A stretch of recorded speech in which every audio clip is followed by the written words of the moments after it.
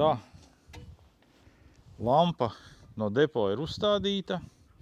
Uzstādīšana gāja viegli, bija jānoņem nost reste dekoratīvā, un lampa iesēdās iekšā viņai domātajās vietās uz standarta kronšteiniem, ar to nekāda problēma nebija. Problēma sākās tur, kur es nedomāju, ka viņi vispār var būt. Kā izrādās vecajai lampai, tur, kur ir cokoliņš, kur nāk iekšā pati lampa, viņš ir no metāla. Un pati spuldzīte viņā iesēžās iekšā ļoti viegli. Depo lampā tas ir uztaisīts no kaut kāda veida plastikāta. Un izmēri izrādās nesapas. Nu, diemžēl es nevarēju par to pat iedomāties, pārbaudīt, pirms es lampas ielicis iekšā.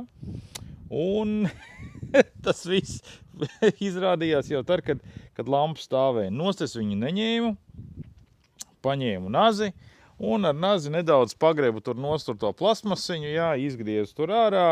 Nu, un vienmēr sakot, spuldzīte iestājās iekšā tādā vietā, kur viņai ir jābūt.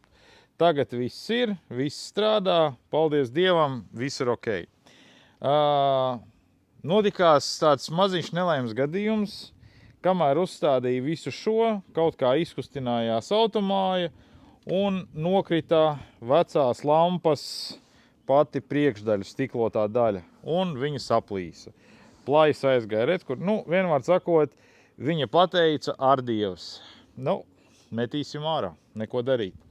Jaunā lampa ir, paskatīšos, tad, kad paliks krēsla, tad nolikšu viņu pret sienu, pamēģināšu nolīmeņot kopā ar otru lampu. Ja viss sanāks, tad noteikti pasūtīšu arī otrā pusē, jo savādāk izskatās tā, nu, viena jauna, otra tāda ļoti padzeltējusi, nav forši. Jā, tā kā uzlikšu otrā pusē arī jaunu, un tad jau būs forši.